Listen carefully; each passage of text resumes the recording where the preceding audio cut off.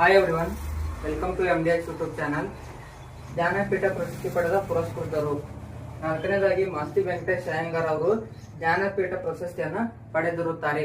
ಕನ್ನಡ ಸಾಹಿತ್ಯದ ಪ್ರಮುಖ ಬರಹಗಾರರು ಮತ್ತು ಜ್ಞಾನಪೀಠ ಪ್ರಶಸ್ತಿ ಪಡೆದ ಪುರಸ್ಕೃತರು. ಕನ್ನಡದ ಒಬ್ಬ ಅಪ್ರತಿಮ ಲೇಖಕರು ಎಂದೇ ಖ್ಯಾತರಾಗಿರುವಂತಹ ಮಾಸ್ತಿ ವೆಂಕಟೇಶ್ ಅಯ್ಯಂಗಾರ್ ಅವರು ಕನ್ನಡದ ಸಾಹಿತ್ಯ ಲೋಕದಲ್ಲಿ ಮಾಸ್ತಿ ಎಂದೇ ಖ್ಯಾತರಾದವರು. ಜ್ಞಾನಪೀಠ ಪ್ರಶಸ್ತಿ ಪಡೆದವರಲ್ಲಿ ಇವರು ನಾಲ್ಕನೇದವರು. ಇವರನ್ನ ಜನಪ್ರಿಯವಾಗಿ ಮಾಸ್ತಿ ಕನ್ನಡದ ಆಸ್ತಿ ಎಂದು ಕರೆಯಲಾಗಿದೆ. ಮಾಸ್ತಿ ಎಂದರೆ ಕನ್ನಡದ ಸಂಪತ್ತು ಎಂದರ್ಥ. ಇವರ ಪರಿಚಯ ನೋಡೋದಾದ್ರೆ, ಜನನ 6/6/1891ರಲ್ಲಿ ಜನಿಸಿರುತ್ತಾರೆ. ಜನ್ಮಸ್ಥಳ ಕೋಲಾರ ಜಿಲ್ಲೆಯ ಮಾಲೂರು ತಾಲೂಕಿನ ತುಂಗೇನಹಳ್ಳಿಯಲ್ಲಿ ಜನಿಸಿದರು. ವೃತ್ತಿ ಜಿಲ್ಲಾಧಿಕಾರಿಯಾಗಿರುತ್ತಾರೆ, ಪ್ರೊಫೆಸರ್ ಆಗಿರುತ್ತಾರೆ, ಲೇಖಕರು ಆಗಿರುತ್ತಾರೆ. ಕುಟುಂಬ ಬ್ರಾಹ್ಮಣ ಕುಟುಂಬ. ತಂದೆ ರಾಮಸ್ವಾಮಿ ಅಯ್ಯಂಗಾರ್, ತಾಯಿ ತಿರುಮಲಮ್ಮ. ನೆಕ್ಸ್ಟ್, ಮಾಸ್ತಿ ವೆಂಕಟೇಶ್ ಅಯ್ಯಂಗಾರ್ ಅವರನ್ನ ಸಣ್ಣ ಕಥೆಗಳ ಜನಕ ಅಂತ ಕರಿತೀವಿ. ಅಂದಿನ ಮೈಸೂರಿನ ಮಹಾರಾಜರಾದ ನಾಲ್ವಡಿ ಕೃಷ್ಣರಾಜ ಒಡೆಯರು ಮಾಸ್ತಿ ವೆಂಕಟೇಶ್ ಅಯ್ಯಂಗಾರ್ ಅವರಿಗೆ ರಾಜ ಸೇವಾಸಕ್ತ ಎಂಬ ಬಿರುದು ನೀಡಿ ಗೌರವಿಸಿತು.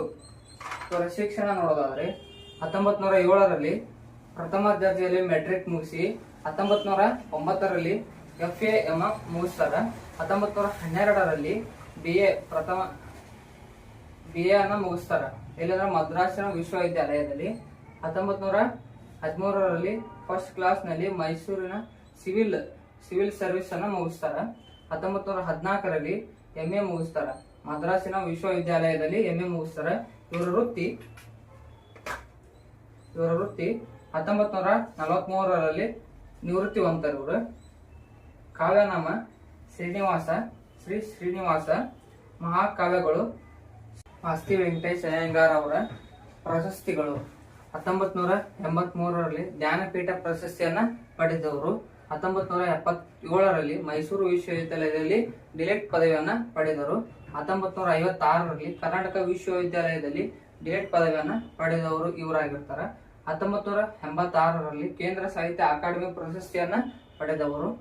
1953ರಲ್ಲಿ ಕನ್ನಡ ಸಾಹಿತ್ಯ ಪರಿಷತ್ತಿನ ಅಧ್ಯಕ್ಷರು ಆಗಿರ್ತಾರೆ. 1946ರಲ್ಲಿ ದಕ್ಷಿಣ ಭಾರತ ಸಾಹಿತ್ಯಗಳ ಸಂಸತ್ತಿನ ಅಧ್ಯಕ್ಷರು ಆಗಿರ್ತಾರೆ. ನೆಕ್ಸ್ಟ್, ಭಾವ.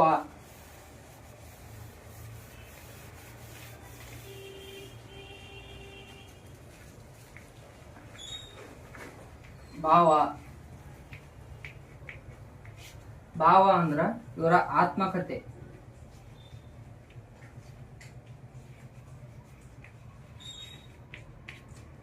ಭಾವ ಅನ್ನೋದು ಇವರ ಆತ್ಮಕಥೆ ಆಗಿರ್ತದೆ. ಇವರ ನಿಧನ